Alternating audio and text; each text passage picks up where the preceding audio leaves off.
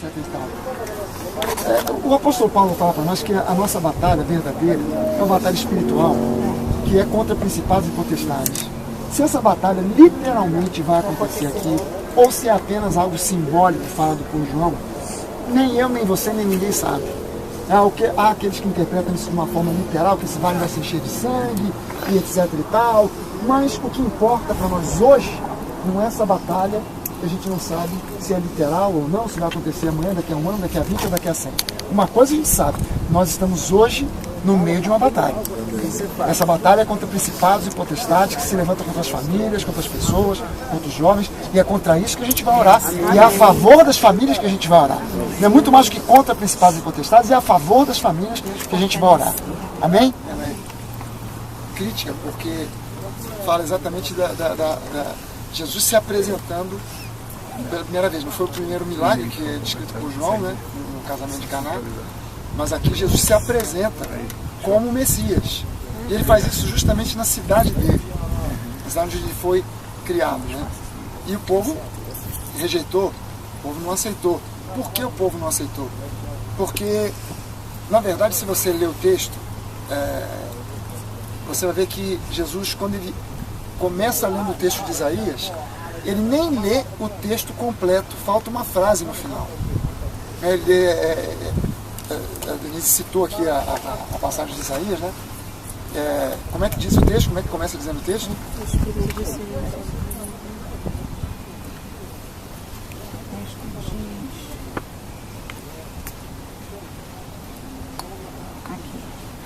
Hoje se cumpriu a escritura que...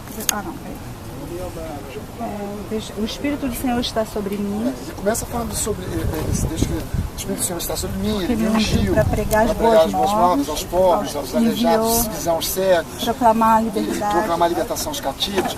Até aí ninguém teve nenhuma reação negativa. Proclamar o ano aceitável.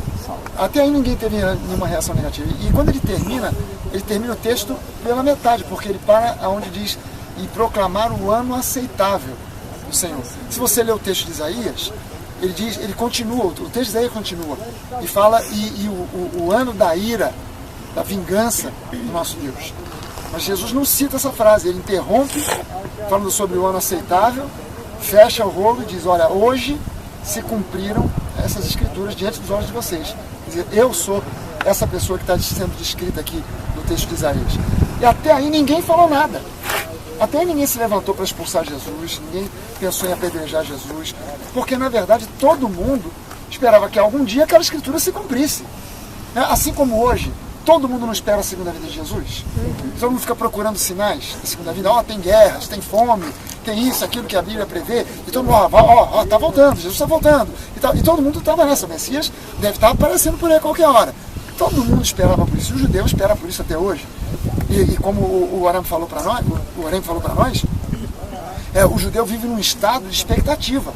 Pode ser que a qualquer momento ele apareça. Pode ser que daqui a 5 minutos, daqui a 1 minuto ele apareça. Então ele está sempre naquela expectativa de que ele vai aparecer. E aquele povo naquela época não era diferente, estava na expectativa de que algum dia aquela escritura se cumprisse. E quando Jesus diz isso, aquilo talvez até fosse motivo de uma celebração, de uma festa, né? Quem sabe realmente esse cara é o Messias? Vamos ver se tudo se cumpre. De repente, ele até é realmente o Messias. Só que de repente, Jesus ele joga agora um desafio para aquele povo. Ele lança sobre eles uma coisa que ele via como um fato quase que histórico. Ele disse: olha, vocês podem estar até aguardando que eu seja ou outro seja o Messias, mas olha só, Eliseu, quando estava por aqui, Elias, quando estava por aqui, ele não curou, ele não produziu milagres no meio de nós, mas quem foi abençoado foi uma viúva de Sarepta, que não era uma cidade de povo de Israel, mas foi ela que foi abençoada. E na época de Eliseu, que foi o profeta em sequência de Elias, havia muitos leprosos em Israel, mas nenhum foi curado, senão Naamã, que era um sírio. Quando ele fala isso, quando ele disse isso, querendo dizer o seguinte, o profeta não é bem recebido na sua própria casa, ele já estava esperando ser rejeitado. Agora, da mesma forma que o pessoal botou sobre ele, vamos ver se ele realmente é o Messias, Jesus está dizendo, vamos ver se vocês aceitam o Messias. Porque Eliseu não trouxe aquilo que foi rejeitado. Elias também. Vamos ver agora se vocês realmente aceitam a vinda do Messias. E aí o povo ficou irado porque ele citou que Deus abençoou os gentios, não abençoou eles, e pegaram Jesus para trazer até aqui, segundo a tradição, para trazer até aqui e atirar ele lá para baixo. Porque segundo a tradição aqui era um lugar onde se fazia apedrejamento de hereges, etc. E tal. E se você reparar naquela placa que tem ali atrás, tem uma placa aqui marcando essa pequena praça, tem uma pequena placa ali marcando o lugar, dizendo sobre esse lugar. Esse monte aqui é chamado Monte do Precipício, mas é também chamado Monte do Salto. Porque quando diz que Jesus saiu entre eles, há uma interpretação, uma tradição, eu não sei de onde veio, que como é que Jesus saiu daqui? Aquela multidão querendo jogar Jesus lá para baixo. Não a Bíblia, mas essa tradição diz que ele deu um salto. Para onde eu não sei. Que ele deu um salto e foi um tamanho salto que ele escapou de todo mundo. Eu não sei se ele pulou para lá e foi parar lá em cima do Monte Tabor, não sei. Mas essa tradição é um outro nome desse monte aqui, o Monte do Salto.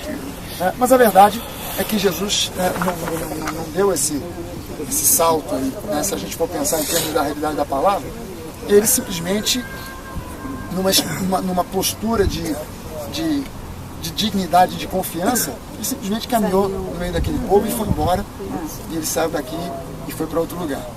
Então essa passagem nos mostra algo muito interessante, é que Jesus não veio só para os judeus, ele veio em primeiro lugar para os judeus, mas ele veio também para os outros povos todos. E ele cita outros povos que não judeus na Bíblia, no Antigo Testamento, sendo alcançados pela misericórdia, pela compaixão de Deus.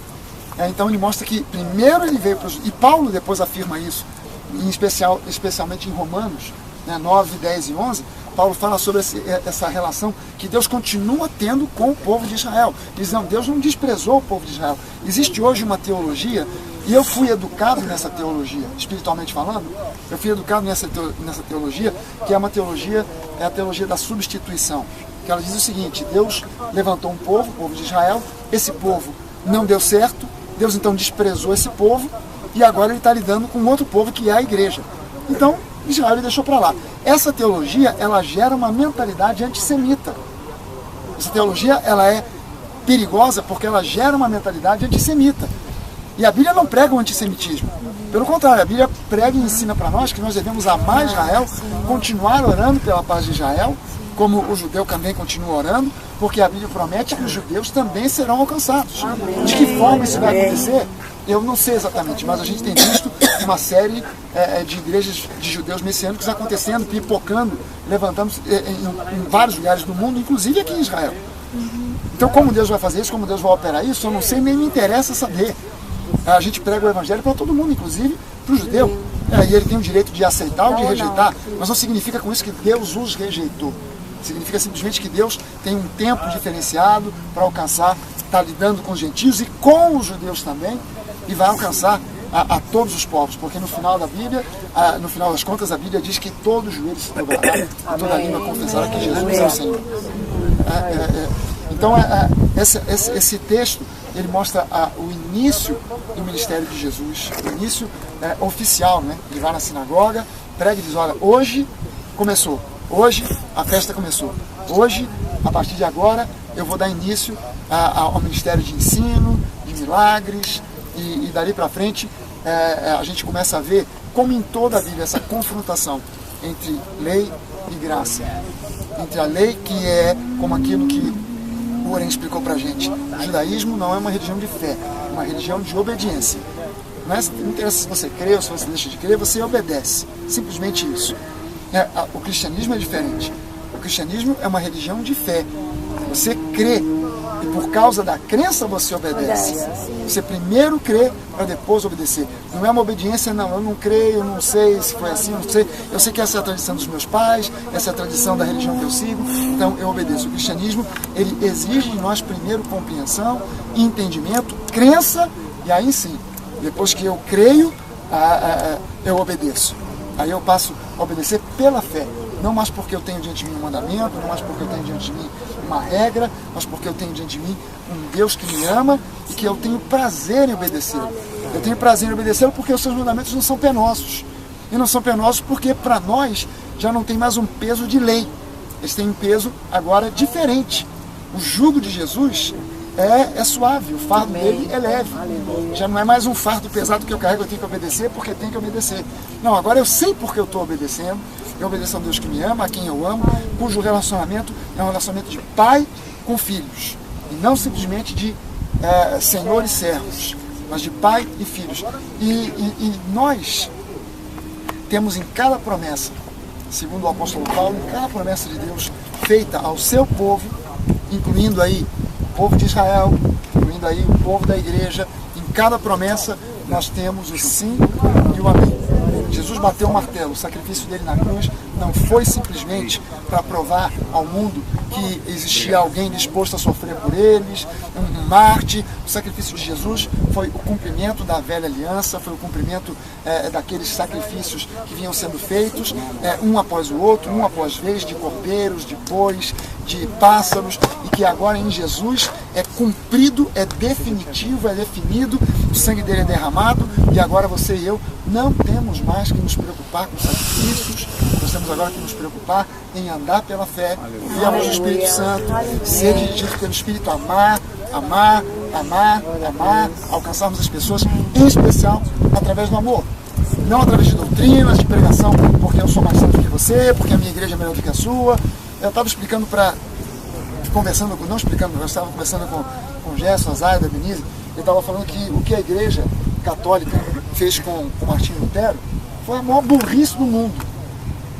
Porque Martinho Lutero não foi o autor ou o criador da reforma. A reforma, Martinho Lutero foi um estupim de uma bomba que vinha sendo montada já ao longo de séculos.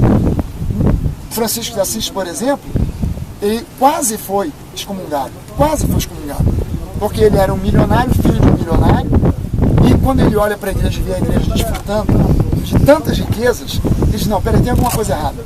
O evangelho não é isso. Jesus falou aos pobres, se misturou com os pobres, tem alguma coisa errada aqui. Eu não aceito isso. E ele começou a causar aquele movimento, né? Ele abandonou tudo, largou mão de tudo, botou aquela veste que na verdade era um saco, né, amarrado com uma corda na cintura, e saiu. Quem quiser vir comigo, vamos nessa. E saiu fazendo quase que um movimento hippie, né, cantando e tal, fazia amor, se juntou com ele um monte de gente, aquilo começou a crescer, chegou aos ouvidos de Roma quase que excomungou esse cara. Ele falou, não, peraí, eu quero explicar o que é isso. E ele foi a Roma. Mas ele foi rejeitado, o Papa não aceitou conversar com ele. Ele se enfiou dentro de um chiqueiro, falou, só saio daqui quando o Papa me receber. Quando perceberam que aquilo ia dar uma confusão maior, resolveram aceitar, o Papa resolveu recebê-lo. Ele explicou como é que era, o Papa disse, então, olha só, tá tudo tranquilo, você faz a sua ordem, a ordem dos franciscanos, e a gente continua sendo irmão, continua tudo numa boa. Se tivessem feito a mesma coisa com Lutero, nós hoje seríamos católicos da ordem de Lutero. E não é por outra razão que hoje há uma conversa muito forte entre a Igreja Católica e a Luterana, tentando reunificar as duas, tentando trazer de volta as duas para se tornar uma só. E eu estava explicando para eles que essa porrada de excomungar Lutero, ela não serve para nada a não ser criar mais religião, mais religiosidade, mais confusão, mais briga. A minha igreja é melhor do que a sua, a minha religião é melhor do que a sua e tal. A questão não é essa. A questão é, há um só Senhor, há um só Deus, e nós precisamos divulgar essa palavra que é a palavra da graça. Porque essa é a maneira pela qual se relaciona com outros, através da graça. E a gente precisa simplesmente falar desse amor. Discutir de religião dá uma confusão danada, dá uma batalhada tremenda e não se chega, em geral, a lugar nenhum. Eu já discuti sobre religião com muita gente. Discussão. Mas perdi a pessoa. Normalmente foi isso que aconteceu. Eu ganhei a discussão, perdi a pessoa. Então a discussão sobre religião não tem lugar nenhum. E a gente não veio aqui para aprender sobre religião. A gente veio aqui justamente para conhecer mais e melhor a história, a base histórica da nossa fé, para conhecer os lugares onde Jesus esteve, fortalecer a nossa fé, conhecer a sequência dos eventos históricos, espirituais, e crescer. Vamos orar então? Vamos ficar de pé? Para Galiléia, no poder do Espírito, e por toda aquela região se espalhou a sua fama. Ensinava nas sinagogas e todos o elogiavam.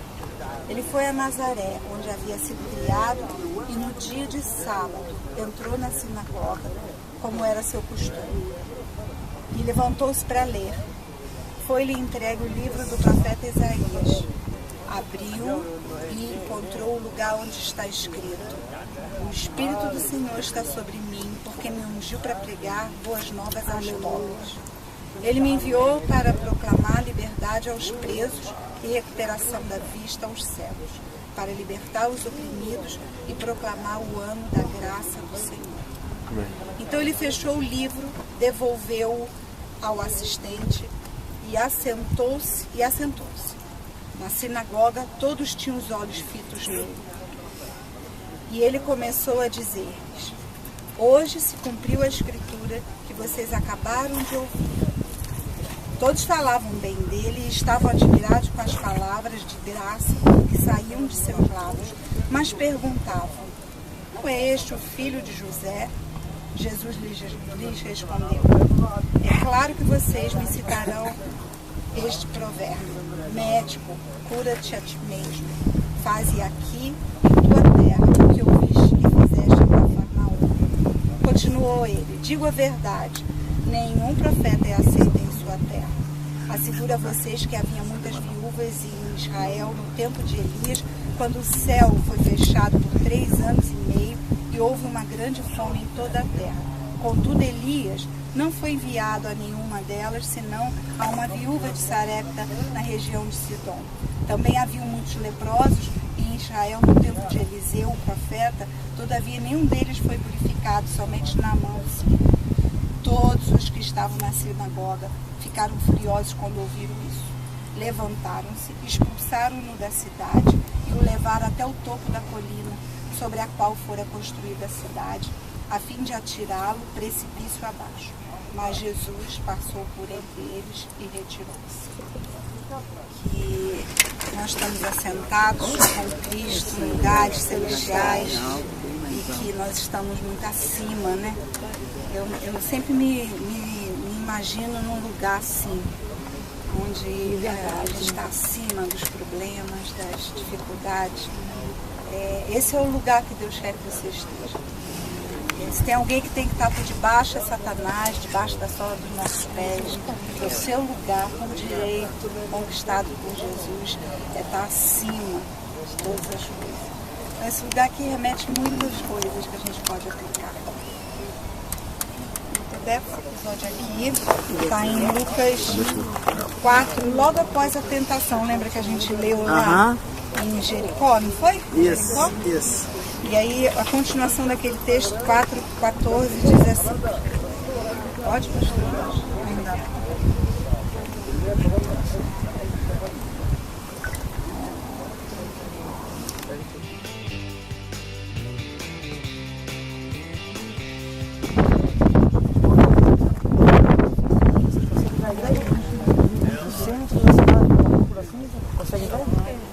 Então a igreja da Anunciação, ali Jesus, né?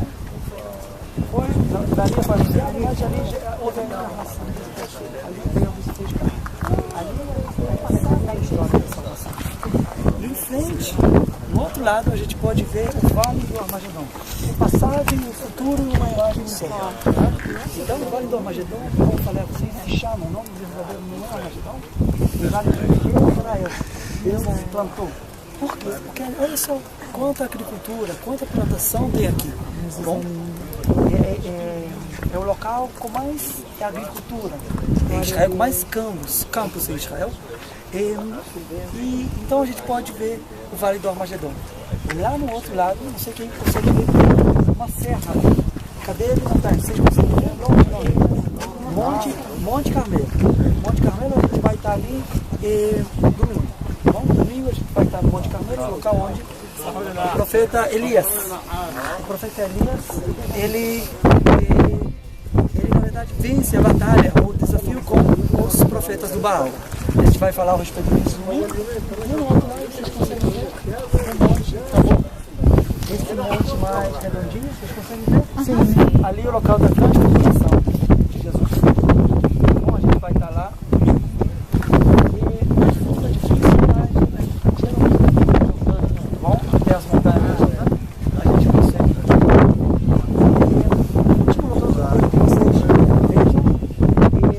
Vocês estão vendo, tem uma montanha aqui perto, né? E embaixo tem uma vila, debaixo da montanha. Vocês conseguem ver? Tem uma vila pequena, tá? Ali é um Naim. Naim é um local onde Jesus ressuscita ao fim da vila, tá bom? Naim. Naim da Galileia.